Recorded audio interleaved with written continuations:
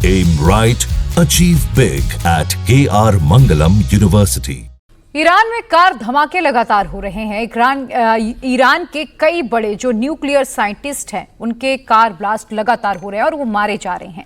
Iran का nuclear bomb बनाने का प्रोजेक्ट जिन साइंटिस्ट के हवाले था उसकी टॉप लीडरशिप तो मोसाद ने पहले ही मार दी। अब वो सेकेंड लाइन को भी खत्म किए जा रहे हैं। मोसाद ईरान के बारे में ईरान से ज्यादा जानता है।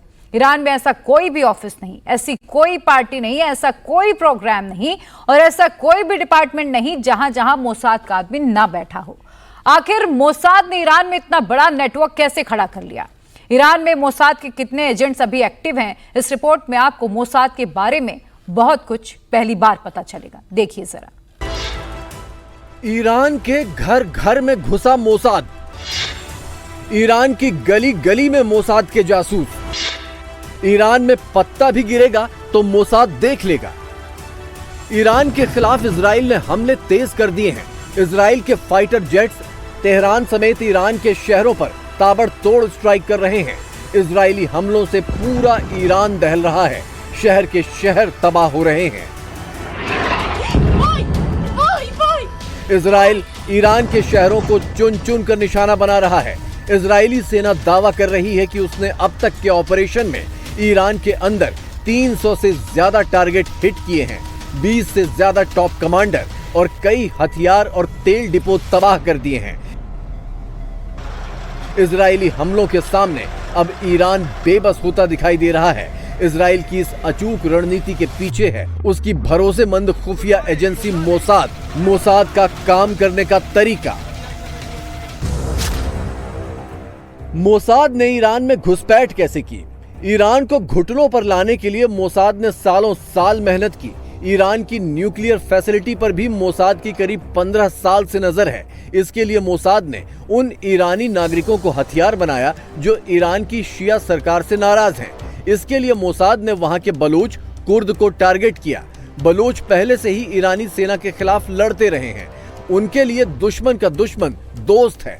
दूसरा, मोसाद ने उन लोगों को अपना एजेंट बनाया जो कट्टरपंथी मौलवियों के राज से नफरत करते हैं। मोसाद के लिए ये सबसे कीमती एजेंट साबित होते हैं क्योंकि वो पैसों के लिए नहीं बल्कि मकसद के लिए लड़ते हैं। इसके अलावा मोसाद के अधिकारी दिन रात एक करके इंटरनेट पर ऐसे लोगों को खंगालते हैं जो वहां की सरकार के खिलाफ लिखते पढ़ते हैं, फिर धीरे धीरे उन्हें अपना एजेंट बनाते हैं। मोसाद ने बीते कई सालों से ईरान में ऐसे एजेंटों का जाल बना रखा है। यही वजह है कि अब मोसाद को एक एक जानकारी सटीक मिल रही है और वो सही वक्त पर सही लोगों को टारगेट करके खत्म कर रहा है। ईरान को घुटनों पर लाने के लिए मोसाद ने सबसे पहले ईरान के डिफेंस सिस्टम को तबाह किया। ईरान से ही ईरान के डिफेंस सिस्टम को ध्वस्त कर दिया। इसके लिए इजराइल ने काफी पहले से ही फूल प्रूफ प्लान तैयार किया था। मोसाद ने इजरायली एयरफोर्स का रास्ता क्लियर करने के लिए पहले ईरान की मिसाइल कैपेबिलिटी को कमजोर किया। ईरान के एयर डिफेंस सिस्टम को बेअसर करने का काम किया। यानी ऑपरेशन राइजिंग लॉयन के लिए जिस इजरायली एयरफोर्स की पूरी दुनिया तारीफ कर रही है, जिसके सटीक ऑपरेशन के लिए दुनिया भर में वाहवाही हो रही है, उसकी जमीन मोसाद ने तैयार की थी। मोसाद ने 3 चरणों में इस पूरे ऑपरेशन को अंजाम दिया। मोसाद ने ईरान के अंदर विस्फोटक ड्रोन लॉन्च करने के लिए एक बेस बनाया। बाद में ड्रोन का इस्तेमाल तेहरान के पास मिसाइल लॉन्चर को निशाना बनाने के लिए किया। अटैक से पहले ड्रोन को एक्टिव कर ईरान के सैन्य ठिकानों में तबाही मचा दी। जब इजरायली फाइटर जेट्स ने ईरान की न्यूक्लियर फैसिलिटीज समेत बड़े मिलिट्री लीडर्स के खिलाफ हमलों की शुरुआत की, उसके पहले ही उसके जासूस दुश्मन के इलाके में अपनी पैठ बना चुके थे। जब इजरायली लड़ाकू विमान आसमान में कहर बरपा रहे थे, उसी दौरान खुफिया एजेंसी मोसाद के जासूस ईरान की जमीन पर ही ऑपरेशन चला रहे थे। अब इसके सबूत भी मिलने लगे हैं। ईरान की आर्मी ने देश के भीतर एक 3 मंजिला इजरायली ड्रोन फैक्ट्री का पता लगाया है। यहां इजराइल सुसाइड ड्रोन तैयार कर रहा था। कहा जाता है कि इन ड्रोन्स को इजरायली खुफिया एजेंसी मोसाद तस्करी करके ईरान लाई थी और इन्हें यहां पर असेंबल किया जा रहा था।